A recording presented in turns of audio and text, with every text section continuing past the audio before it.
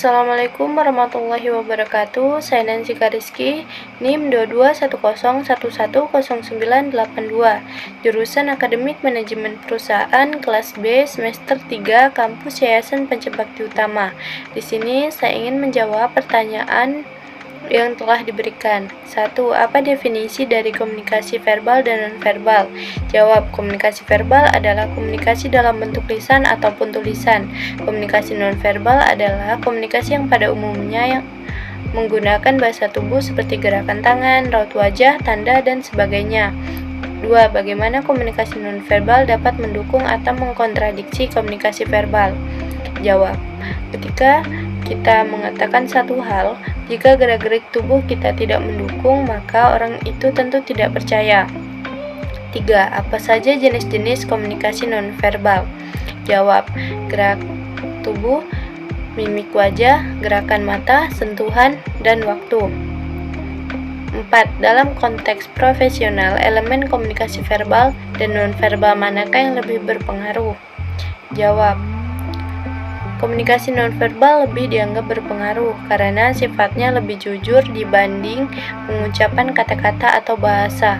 Dengan melihat komunikasi nonverbal dari lawan bicara, kita bisa mengetahui bagaimana perasaan mereka ketika berkomunikasi. 5. Bagaimana seseorang dapat memperbaiki keterampilan komunikasi verbalnya?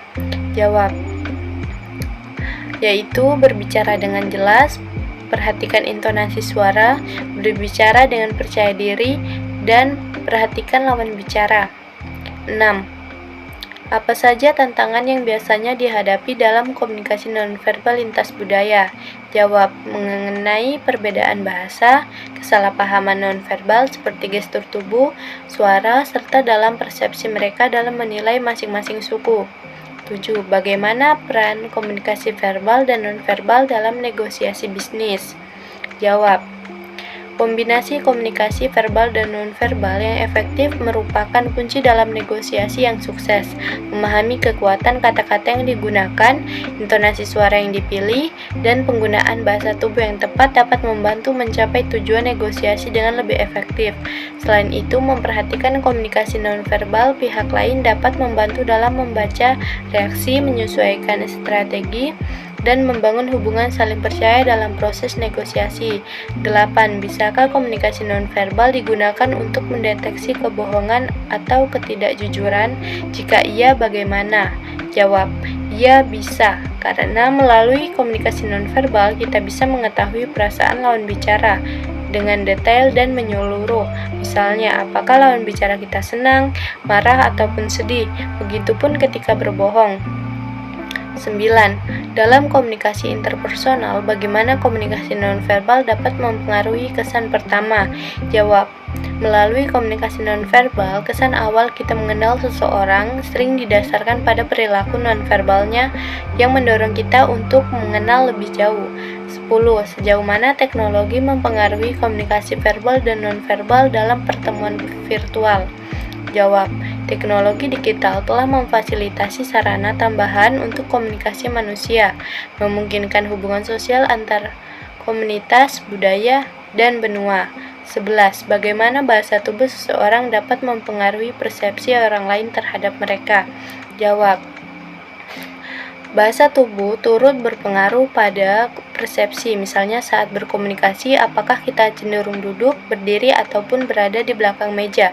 Posisi duduk, orang pun bermacam-macam, ada yang duduk bersandar ke belakang kursi, cenderung ke depan, menyilangkan tangan, kaki, dan posisi duduk lainnya. Hal ini dapat dinilai orang lain, karena itu, menjaga bahasa tubuh teramat penting, apalagi jika ingin lawan bicara menuruti ide, pendapat, serta pikiran kita. Itulah mengapa bahasa tubuh sangat berpengaruh bagi persepsi orang lain. Kalau persepsi mereka bagus, mereka pasti mau memperhatikan dan tertarik mendengarkan pembicaraan kita. Kasus 1. Wawancara kerja. 1. Bagaimana cara mengatasi kegugupan dalam situasi wawancara kerja agar bahasa tubuh lebih mencerminkan kepercayaan diri? Jawab, persiapkan diri dan materi dengan matang, berpikir positif dan tenang, Datang lebih awal, berpakaian rapi, anggap wawancara sebagai teman, dan memperhatikan gerakan tubuh pada saat berbicara. 2. Sejauh mana pengaruh komunikasi nonverbal terhadap keputusan perekrutan dalam menilai seorang kandidat? Jawab, tentunya sangat berpengaruh karena dari komunikasi nonverbal kita dapat menilai orang itu dengan berdasarkan tindakan mempengaruhi atau menginspirasi perubahan perilaku dan sikap orang tersebut melalui nada suara atau bahasa tubuh dan isyarat lain seperti ekspresi wajah, dan dari situlah kita dapat menilai apakah orang itu pantas untuk diterima ataupun tidak. Kasus 2. Presentasi produk. 1. Bagaimana pentingnya memilih kosakata yang tepat dalam komunikasi verbal saat mempresentasikan suatu produk? Jawab, menggunakan kosakata yang tepat pada saat berkomunikasi sangatlah penting, apalagi digunakan pada saat kita mempresentasikan suatu produk. Pada saat kita berbicara kepada banyak orang dengan menggunakan komunikasi verbal, kita harus bisa meyakinkan kepada para pendengar bahwa apa yang kita bicarakan itu benar dan bisa membuat para pendengar tertarik dengan produk kita. 2. Bisakah komunikasi nonverbal yang efektif mengimbangi kelemahan dalam komunikasi verbal? Berikan contohnya. Ya, bisa. Contohnya, ketika kita mengatakan satu hal, jika gerak-gerik tubuh kita tidak mendukung, orang tentu tidak akan percaya. Kasus 3. Pertemuan tim. 1. Apa dampak dari perilaku nonverbal pemimpin tim dalam moral dan motivasi anggota tim?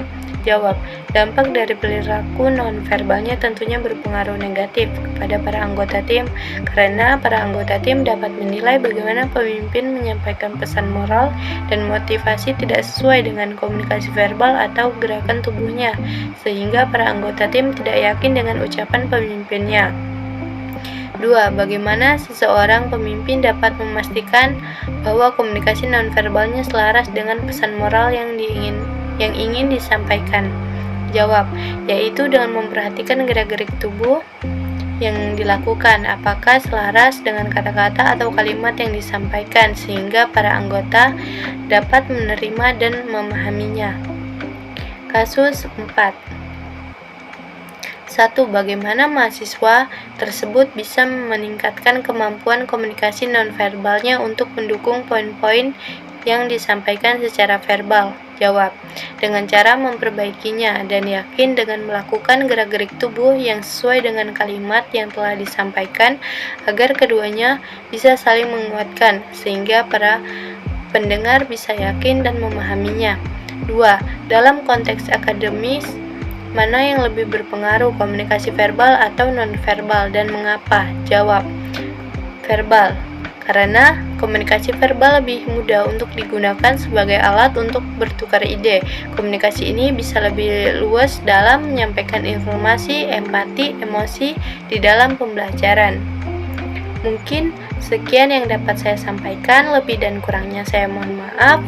Saya ucapkan terima kasih. Wassalamualaikum warahmatullahi wabarakatuh.